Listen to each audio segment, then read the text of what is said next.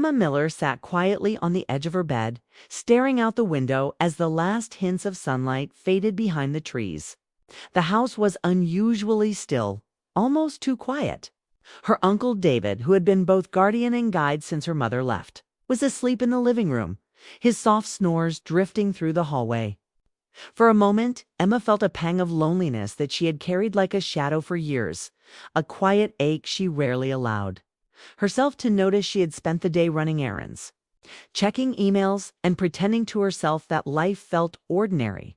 But ordinary had begun to feel hollow, as if something important was always just out of reach. Emma often wondered if the emptiness she sometimes felt was tied to the absence of her mother, who had disappeared from their lives when Emma was just a child.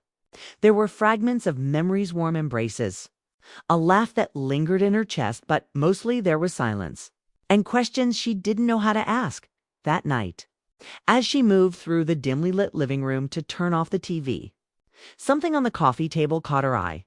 A small envelope, slightly worn, was tucked beneath a hardcover book. Her name was written on it in David's familiar handwriting. Emma's heart skipped. She hadn't expected any surprises tonight. Curiosity rose inside her, mingling with a cautious hope that maybe, just maybe, this letter held answers she had longed for. She sank into the armchair, careful not to wake David, and slowly pulled the envelope toward her. Her fingers trembled as she opened it. Inside was a letter folded neatly, with words written in a careful, deliberate hand. Emma read the first few lines, her pulse quickening. "Emma, there are things you need to know. Things I should have told you long ago. I hope you will understand." Her eyes widened, and she leaned closer, as if the words themselves might whisper their meaning aloud. She read on, her heart catching with each sentence. The letter spoke of family secrets, choices made long ago, and sacrifices meant to protect her. And then a single line made her breath pause. "Emma, there's something about your mother you deserve to know." The letter ended abruptly. It was clear her uncle had intended to write more, but had fallen asleep before finishing. Emma's mind swirled with questions. What had her mother really gone through? What had David been keeping from her all these years?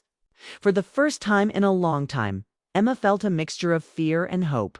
Fear of the unknown, yes, but also hope that the missing pieces of her past might finally come into view.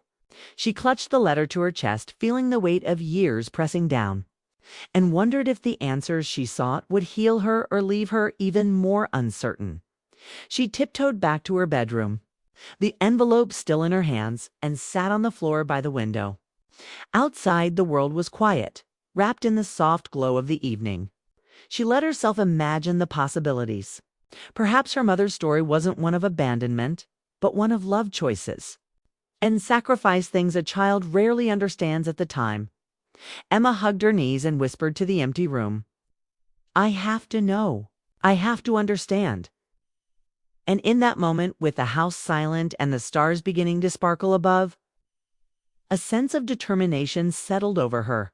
The night had changed something inside hers, something that would push her to uncover the truth, no matter how difficult it might be.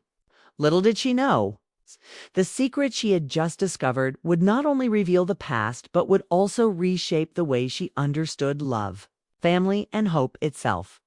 The quiet tick of the clock seemed to echo her thoughts, a gentle reminder that time was moving forward, and that the answers she longed for were waiting somewhere in the shadows of her family's story. Emma held the letter tightly, feeling that this night, this single moment, was the beginning of something she had been waiting for her entire life. The next morning, sunlight poured softly into the kitchen as Emma sat across from her Uncle David. He sipped his coffee quietly, eyes distant as though he were traveling back through years of memories. Emma hesitated, the letter still clutched in her hand.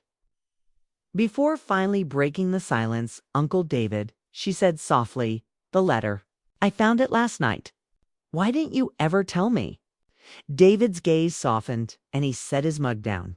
"I wanted to, Emma," he said, his voice carrying the weight of decades. "But some truths, they aren't easy.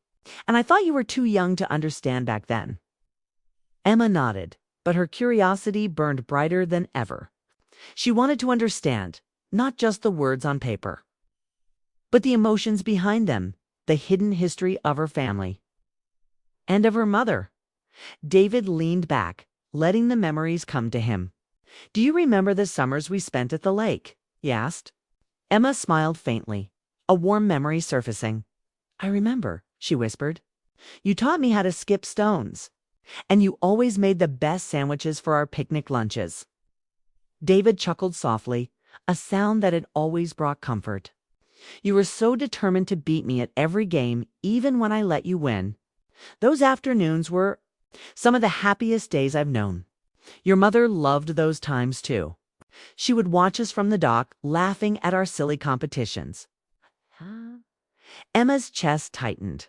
The image of her mother's smile, soft, tender, full of quiet affections, stirred something deep within her.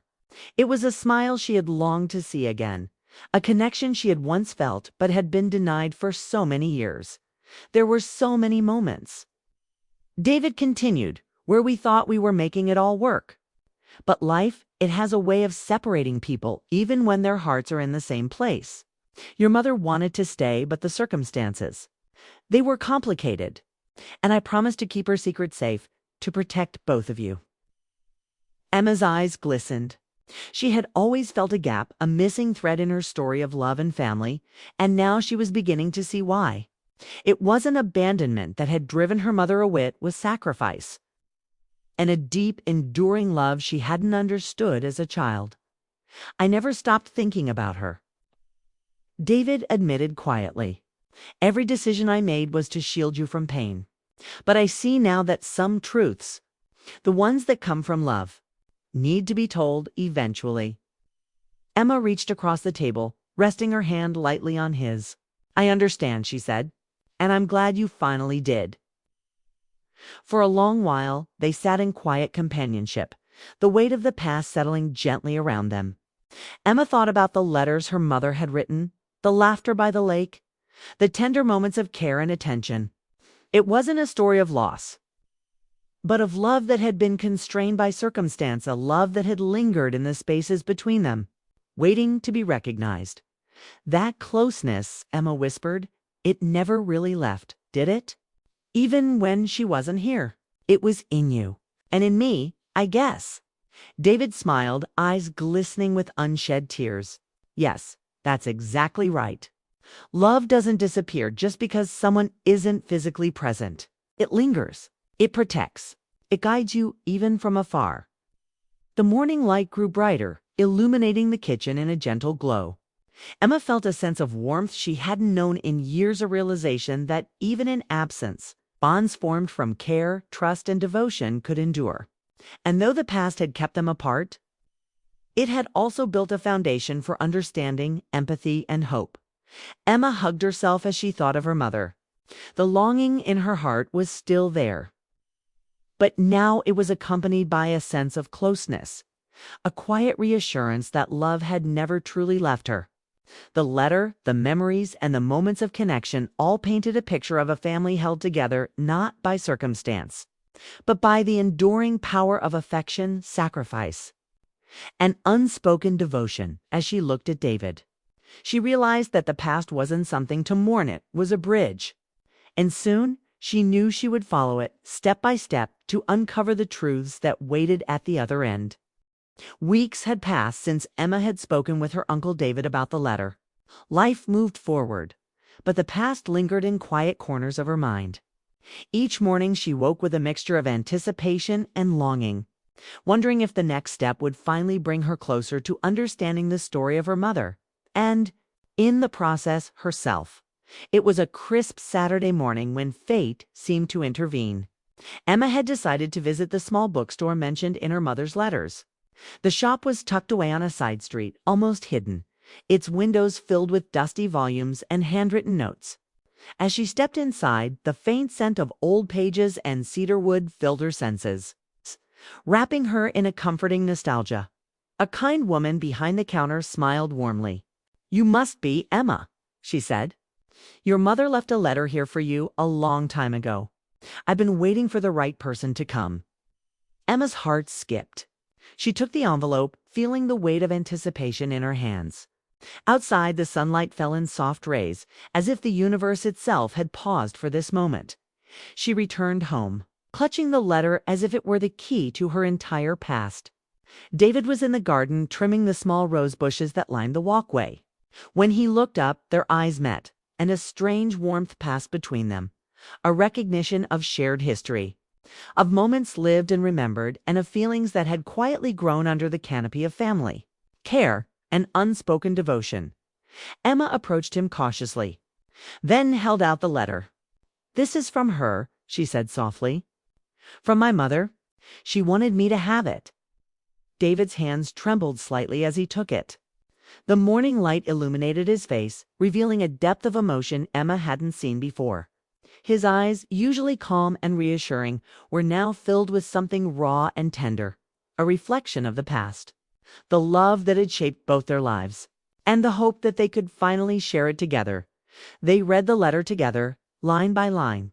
Each word painted a picture of a mother's enduring love, her struggles, and the sacrifices she had made to protect Emma.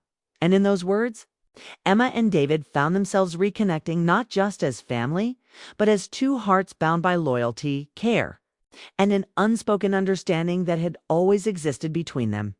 After the letter was read, they sat in silence, the garden alive with the soft hum of birds and the gentle rustle of leaves. Emma felt a stirring of emotions she hadn't allowed herself to feel before: gratitude, longing, and a quiet, hopeful affection. David reached for her hand, not as a guardian, but as someone who had shared in her life in the most profound ways possible. "You've grown into someone extraordinary," he said softly, "and I've never stopped being proud of you. Not for a moment." Emma smiled, her eyes glistening. I understand now. All the choices, all the sacrifices, they were made out of love, and love, it doesn't always come in the way we expect." David nodded, his gaze meeting hers with an intensity that was tender yet unmistakable. "Exactly. Love finds a way, even in silence, even in absence, and sometimes it waits for the right moment to be seen." For the first time in years, Emma felt the past and present merge seamlessly. The longing she had carried for her mother, the bond she shared with David, and the newfound understanding of love itself filled her heart completely. It was a moment of quiet magic, not explosive, not dramatic in a theatrical sense, but profoundly moving as the sun dipped lower, casting a warm glow over the garden. Emma realized that some connections are timeless. Some feelings endure, waiting for a moment like this to be recognized. And in that recognition, she understood that life had a gentle, patient way of guiding hearts toward healing, closeness, and hope. Emma leaned back on the garden bench, her hand still in David's, and let herself breathe deeply. The past had finally revealed itself, and the present felt full of possibility. Love, in its quiet and enduring way, had found them once again.